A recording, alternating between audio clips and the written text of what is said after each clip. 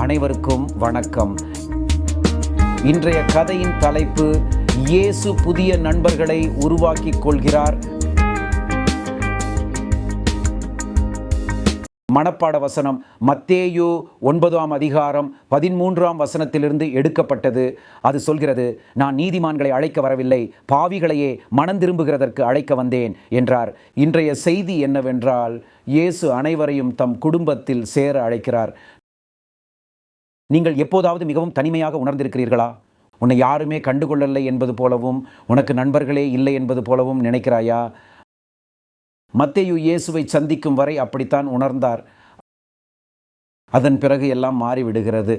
அது அநேகமாக இப்படித்தான் நடந்திருக்கும்.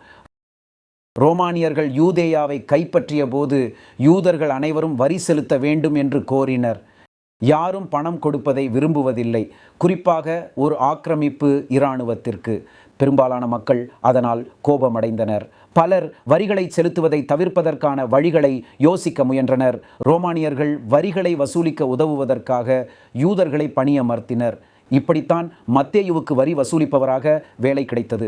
மக்கள் பணம் செலுத்துவதை உறுதி செய்வதே அவருடைய வேலையாக இருந்தது. விரைவிலேயே அவனுடைய பழைய நண்பர்கள் பலர் அவனிடம் பேசுவதை நிறுத்திவிட்டனர். ரோமானியர்களுக்கும் அவரை அவ்வளவாக பிடிக்கவில்லை.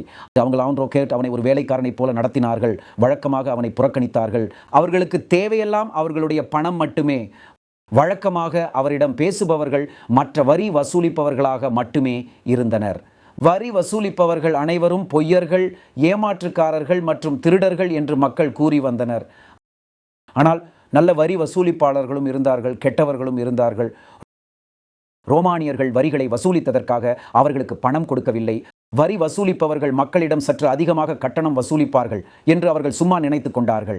அவர்கள் கூடுதலாக வசூலித்த பணத்தை அவர்களே வைத்துக் கொள்ளலாம். அதனால் பெரும்பாலான வரி வசூலிப்பாளர்கள் மக்களிடம் வசூலிக்க வேண்டியதை விட அதிகமாக வசூலித்தனர். சில காலமாக மத்தேயு இயேசு என்றொரு மனிதரை பற்றி கேள்விப்பட்டிருந்தான். மக்கள் அவரிடம் பேசாவிட்டாலும் தங்களுக்குள் பேசிக்கொண்டார்கள். அவர்கள் பணம் செலுத்த காத்திருந்த போது மத்தேயு அவர்கள் பேசுவதை கேட்டுக்கொண்டிருந்தான். அப்படித்தான் அவன் நகரத்தில் என்ன நடக்கிறது என்பதை தெரிந்து கொண்டான். இயேசுவின் குரல் அற்புதமாக இருந்தது. நடக்கவோ பார்க்கவோ முடியாதிருந்த மக்களை அவர் குணப்படுத்தினார். மத்தேயு சில சமயங்களில் அவர்கள் வேடிக்கைக்காக ஓடுவதையும் குதிப்பதையும் பார்த்தான். இயேசு பாவங்களை மன்னித்தார் என்று மக்கள் சொன்னார்கள். மத்தேயு அதை பற்றி யோசித்தார். தான் தவறு செய்ததை அவன் அறிந்திருந்தான். இயேசு அவனது பாவங்களை மன்னிக்க முடியுமா? இயேசு அவரிடம் பேச விரும்புவாரா? பிறகு ஒரு அற்புதமான விஷயம் நடந்தது. இயேசு மத்தேயுவுக்கு முன்பாக நின்று அவனிடம் பேசிக் கொண்டிருந்தார். இயேசு, மத்தேயுவே வா, என்னை பின்தொடர்ந்து வா என்றார். மத்தேயு தயங்கவில்லை. அவன் எழுந்து எல்லாவற்றையும் மற்ற வரி வசூலிப்பவர்களிடம் விட்டுவிட்டு இயேசுவை பின்தொடர்ந்தான். மத்தேயு இயேசுவை பின்பற்றவும் அவருடைய உதவியாளர்களில் ஒருவராக இருக்கவும் தீர்மானித்தார். மற்றவர்களும் தெரிந்து கொள்ள வேண்டும் என அவர் விரும்பினார். எனவே அவர் தனது நண்பர்கள் அனைவருக்கும் ஒரு பெரிய விருந்து அளித்தார். அவர்களும் இயேசுவை சந்திக்க வேண்டும் என்று அவர் விரும்பினார். வேதபாரகரும் பரிசேயரும் என்ன நடக்கிறது என்று பார்க்க வந்தார்கள். இயேசு மத்தேயுவின் விருந்தாளி என்பதை அவர்கள் கண்டார்கள். அவர் வரி வசூலிப்பாளர்களுடன் சாப்பிடுவதை அவர்கள் பார்த்து அதிர்ச்சி அடைந்தார்கள்.